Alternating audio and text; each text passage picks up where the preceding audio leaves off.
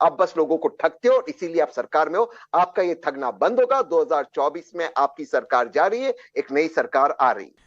नाविका जी, आज नरेंद्र मोदी जी ने दिखा दिया है कि भारत में विकास भी और सनातन सम्मान भी, विकास भी होगा, भारत आगे बढ़ेगा और सनातन धर्म का सम्मान भी होगा, क्योंकि ये हमारी जड़ों में है। इसे हम अपना गुरूर मानते हैं। सर दे दो ना मैं इधर उधर टाइम नहीं वेस्ट करने दूंगा। अरे आप मत कीजिए ना, आप मेरे बीच में मत बोलिए। और अच्छा प्रवक्ता वही है जो प्रश्न पूछता है उसका उत्तर दे। आप नहीं चाहते मैं बोलूं, आप ये कह रहे हैं हिंदुओं को खत्म कर दो, ये ठीक है, यही कह रहे हैं ना राधिका जी? मैं समझ तो लूं, मेरा चांस है। हेलो दोस्तों, एक बार फिर से मैं आपका चैनल में स्वागत करता हूं और आप लोगों से अनुरोध है कि यदि आप सनातनी हैं और आप लोग हिंदू या सनातन धर्म को फॉलो करते हैं या मानते हैं तो आप चैनल को सब्सक्राइब कर अपने भाई की छोटी सी हेल्प कर सकते हैं, ताकि मैं ऐसी ही वीडियो आपके लिए लाता रहूं। इस वीडियो में गौरव भाटिया तहसीन पूनावाला को जमकर धोते हैं।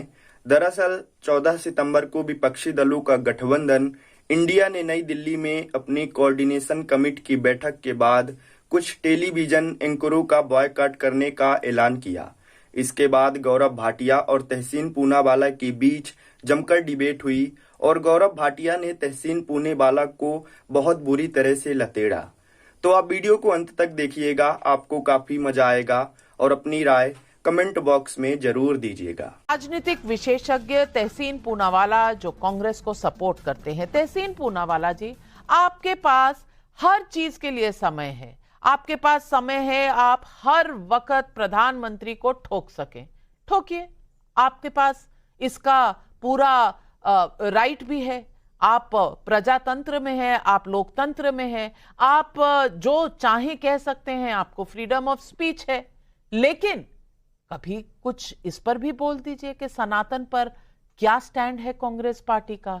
कभी इस पर भी बोल दीजिए कि 2023 में बच्चे स्कूल जाने के लिए नदी क्यों पार कर रहे हैं और नदी पार करते करते बेचारे जान भी गंवा रहे हैं। 2023 में यही प्रशासन है, यही गवर्नेंस का मॉडल है और यही आपका लोकतंत्र है, जहां एक धर्म के लोगों को टारगेट करके उनके धर्म को भी टारगेट किया जा रहा है और कहा जा रहा है सनातन को हटा देना चाहिए इस दुनिया से।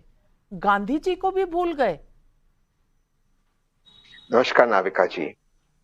गवर्नेंस का मॉडल क्या ये होगा कि जब कल अनंतनाग में हमारे वीर यूनिफॉर्म में शहीद होते तब भारतीय जनता पार्टी के हेडक्वार्टर्स में पार्टी चलती, सेलिब्रेशन चलते, वहां पे माननीय प्रधानमंत्री आते और एक शब्द करते जो लोग हमारे तिरंगे के लिए शहीद हुए। ठीक उसी तरह जब पुलवामा में हमारे वीर शहीद हुए थे, प्रधानमंत्री महोदय ने एक रैली किया था, उत्तराखंड में रैली किया था और वहां पे हमारे वीर सैनिकों का नाम नहीं लिया था। ये मॉडल होगा गवर्नेंस का। कि गवर्नेंस का मॉडल वो होगा कि टाइम्स नाउ पर आपके सामने भाजपा के प्रवक्ता, शायद मेरे भाई गौरव भाई ने भी कहा था कि मोरबी ब्रिज में जो लोग मरे हैं या जो शराब घोटाले में मरे और उन पर उनको इंसाफ मिलेगा। मिला इंसाफ? गुजरात में मिला इंसाफ। आज सबसे अधिक शराब किस प्रदेश में बिकता है इलीगली, अवैध तरीके से? गुजरात के अंदर। एक भी ठेकेदार पकड़ा गया? सैकड़ों भारतीय वहां पे मरते हैं। क्या वो सनातनी नहीं है? क्या वो भगवान प्रभु राम के बच्चे नहीं है? क्या मॉडल ऑफ गवर्नेंस ये होगा कि हम दुनिया के 5वें सबसे बड़ी जीडीपी बने, इसमें बधाई हो, लेकिन बेरोजगारी भी सबसे ज्यादा हो? क्या वो भगवान श्री राम के बच्चे नहीं? अरे ऐसा कोई सगा नहीं जिसको भाजपा ने ठगा नहीं। गौरव भाई, कितने हिंदू टेम्पल्स का आपने फ्री करवाए? कुछ नहीं। POW act, places of worship act आपने वापस लिया, नहीं ले पाए। आपने क्या किया? ना आपने हिंदुओं के लिए कुछ किया, ना महिलाओं के लिए कुछ किया, ना मुसलमानों के लिए कुछ किया। आप बस लोगों को ठगते हो और इसीलिए आप सरकार में हो। आपका ये ठगना बंद होगा। 2024 में आपकी सरकार जा रही है, एक नई सरकार आ रही है। चलिए तहसीन पूनावाला जी, मैं कुछ यहां विजुअल्स चलाना चाहती हूं क्योंकि अरविंद लवली जो है वो भी कुछ पटाखे बजा रहे थे। आज सुबह ही उनको यूथ कांग्रेस का नेता बनाया गया तो वो भी बजा रहे थे। हालांकि मैं जस्टिफाई नहीं कर रही, हमारे 3 इस देश के लाल जो हैं वो जरूर अपनी आखिरी लड़ाई, अपने प्राणों का बलिदान कर रहे हैं इस वक्त, तो इस बात पर राजनीति करना मुझे नहीं लगता कि सही बात है। लेकिन बाकी मुद्दों पर जवाब कहां चले गए तहसीन पूनावाला? गौरव भाटिया जी, ये हमेशा अटकाने भटकाने की बात क्यों हो रही है?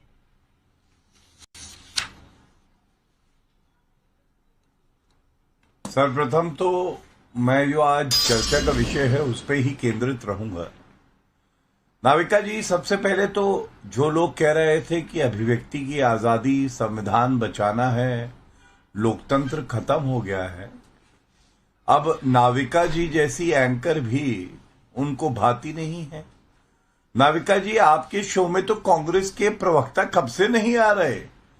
ये घमंड देखिए इनका कि जो लोकतंत्र का चौथा स्तंभ है मीडिया, उस पे भी प्रहार कर रही है, क्योंकि आप इनको लॉलीपॉप नहीं देती हैं, आप इनसे वो सवाल नहीं पूछती हैं जो ये आपको बताएं। आप अगर एक प्रखर निर्भीक पत्रकार हैं तो देखिए, तहसीन भाई तो तैयार होके यहां बैठे हैं, लेकिन बाकी प्रवक्ता में तो इतनी हिम्मत भी नहीं है कि एक निर्भीक पत्रकार के सामने बैठ जाएं। इमरजेंसी के बाद जो काला अध्याय आया है, कांग्रेस पार्टी ने दिखा दिया है कि वो विपक्ष में हो चाहे सत्ता में हो, उसको संविधान को तार-तार करना है, लोकतंत्र का गला घोटना है और मीडिया को अपना काम नहीं करने देना है। मैं इतना ही कहूंगा, अगर इतना डर लगता है तो भाई बता दो, हम लोग थोड़ा आराम से आपसे चर्चा करेंगे, जो तथ्य हैं, प्रश्न है, वो नहीं पूछेंगे। अब आज के जो विषय पे है उस पे बात कर लेते हैं। नाविका जी, आज नरेंद्र मोदी जी ने दिखा दिया है कि भारत में विकास भी और सनातन सम्मान भी, विकास भी होगा, भारत आगे बढ़ेगा और सनातन धर्म का सम्मान भी होगा, क्योंकि ये हमारी जड़ों में है। इसे हम अपना गुरूर मानते हैं, ये हमारा गौरव है, ये हमारी पहचान है। लेकिन जो अपने आप को मुस्लिम पार्टी बताते हैं वो क्या जाने। मैं तहसीन से एक सवाल पूछना चाहूंगा। तहसीन, ये बताओ कि अगर किसी और धर्म को हम लोग बैठ के कहें कि वो डेंगू है, मलेरिया है, HIV है, कुष्ठ रोग है, तो अच्छा लगेगा क्या? अगर ये कहे कि उस धर्म के अनुयायियों को हम खत्म कर देंगे, इरेडिकेट कर देंगे, तो आपकी क्या प्रतिक्रिया होगी? और तीसरी बात, मुंबई मीटिंग के बाद क्या सोनिया गांधी की जहर फैक्ट्री से जहर बांटा गया है कि हर वक्ता घमंडिया का इस तरह के बयान दे रहा है और सोनिया गांधी जी के मुंह में दही जमी है, खड़गे जी एक शब्द नहीं बोलते हैं, राहुल गांधी चुप्पी साधे हैं। ये मोहब्बत की दुकान है या जहर का बाजार है? उत्तर दे दो नाविका जी। तहसीन, जवाब दीजिए। जी, मेरा रिएक्शन ठीक वही होगा जो भारतीय जनता पार्टी का रिएक्शन था महेश शर्मा जी के प्रति, जिन्होंने कहा मां सीता का कोई सबूत नहीं। भारतीय जनता पार्टी का रिएक्शन दिलीप बाबू के प्रति, जिन्होंने अभद्र शब्दों का प्रयोग मां दुर्गा के लिए किया। ऐसा आप, मैं तो कह रहा हूं, मैं तो सुनिए, मतलब तहसीन मैं समझना चाहता हूं, उसके बाद एक मिनट, किसी धर्म को खत्म कर दो, ये ठीक है, ये कहा जा रहा है, तहसीन कह रहा है। उत्तर दे दो ना, मैं इधर उधर टाइम नहीं वेस्ट करने दूंगा। अरे आप मत कीजिए ना, आप मेरे बीच में मत बोलिए। और अच्छा प्रवक्ता वही है जो प्रश्न पूछता है उसका उत्तर दे। अगर आप नहीं चाहते मैं बोलूं, आप ये कह रहे हैं हिंदुओं को खत्म कर दो, ये ठीक है, यही कह रहे हैं ना राधिका जी? मैं समझ तो लूं, मेरा चांस है, हो सकता है जिस तहसीन को मैं जानता हूं वो नहीं, सवाल सीधा है, सवाल सीधा है तहसीन पूनावाला। महेश शर्मा ने चलिए गलत किया उसने, बीजेपी नहीं कहेगी, मैं कह रही हूं, मैं ये पूछ रही हूं जो डीएमके के नेता कह रहे हैं, क्या वो सही है? आप तो हेट स्पीच पर कई बार कोर्ट जाते हैं ना, आपको ये हेट स्पीच नहीं लगती? आपको ये हेट स्पीच नहीं लगती? नाविका जी, फेयर डिबेट में मुझे 30 सेकंड बिना इंटरप्शन दे देंगे? सर्वोच्च न्यायालय पहुंच गए थे। मेरा ही जजमेंट, तो अगर आप मुझे 30 सेकंड दे देंगे, मैं बहुत टाइम क्लियर करूंगा। नाविका जी, मेरे भाई गौरव में और मेरे में एक फर्क है, इसलिए शायद आप मुझे आमंत्रित करते हैं आपके शो में। जो गलत है उसको तहसीन पूनावाला गलत कहता है, मेरे में हिम्मत है कहने को कि उदयनिधि स्टालिन और खड़गे के बेटे गलत थे, इनमें हिम्मत नहीं है कहने को महेश शर्मा जी गलत है। आप तो कह रहे हैं, पर जिस पार्टी को आप सपोर्ट करते हैं वो कहने में क्यों घबरा रही है?